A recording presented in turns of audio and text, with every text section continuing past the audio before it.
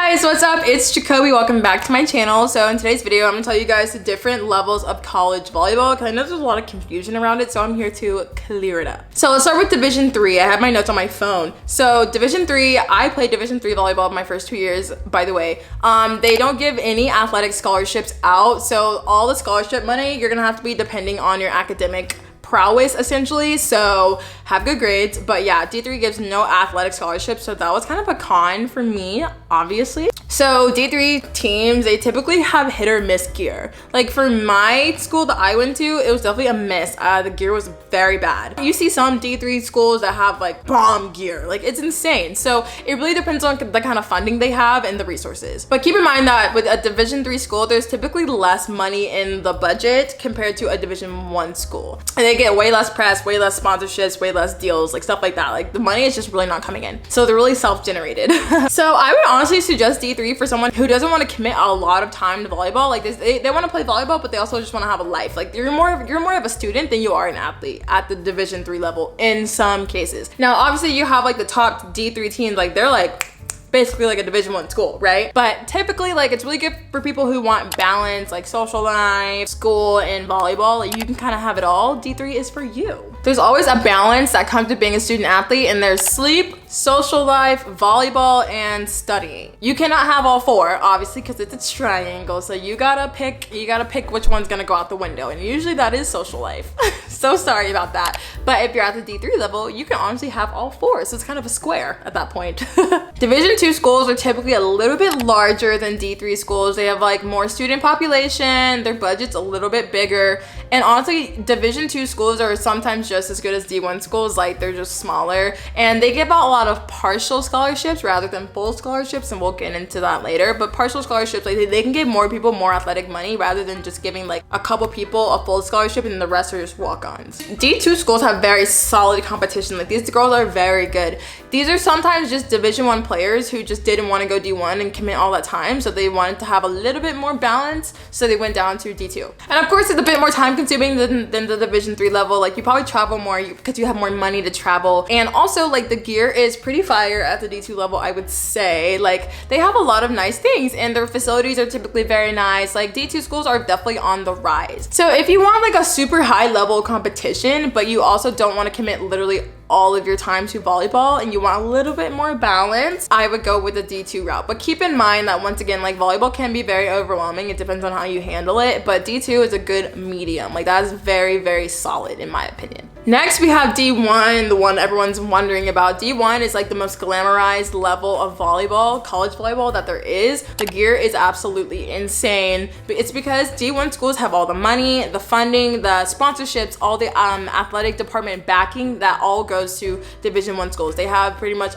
all the money in the world. And that also goes into the other teams that the schools have. Typically, bigger schools have football teams. Football teams generate money, and that money is distributed throughout the athletic department, meaning that volleyball gets a lot of windfall from the football team. That's how it was at Southern Miss. So we had a lot of gear, we had a lot of money in our budget for food, travel, flights, like all that stuff. Money plays a huge part in the levels of volleyball and how they operate and all the gear that the student athletes get. Now, D1 is a major time commitment.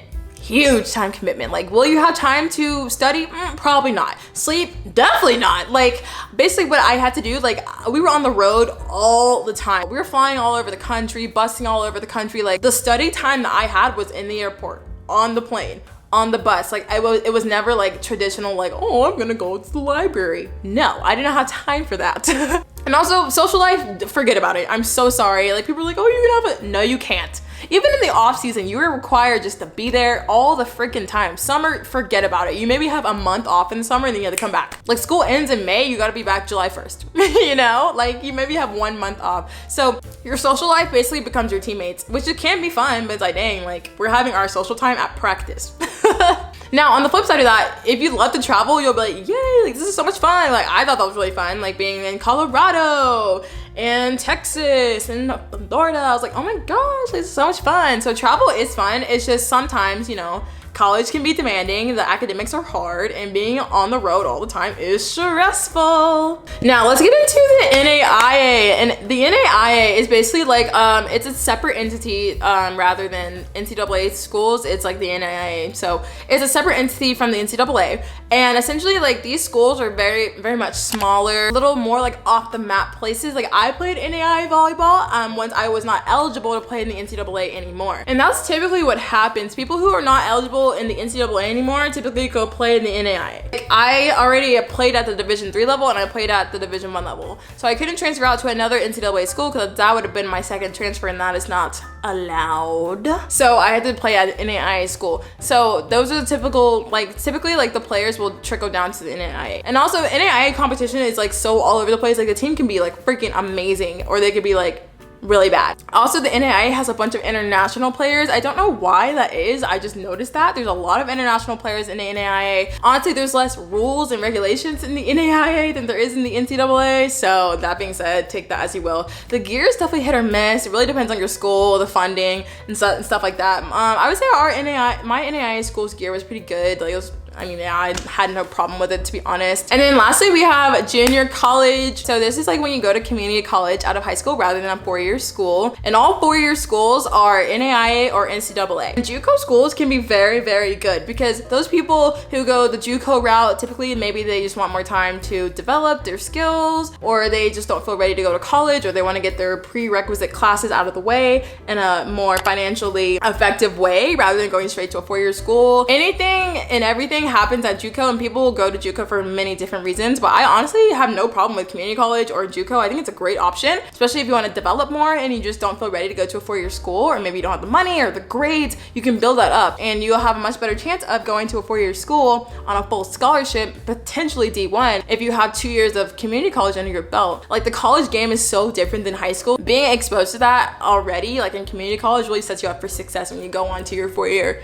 school. But that's it for today's video, you guys. I really hope you liked it. If you did, let me know in the comments, and I will see you guys in my next video. I post on Sundays at 8 a.m. Pacific time, so if you want to subscribe, you can, and I'll see y'all in the next one. Bye.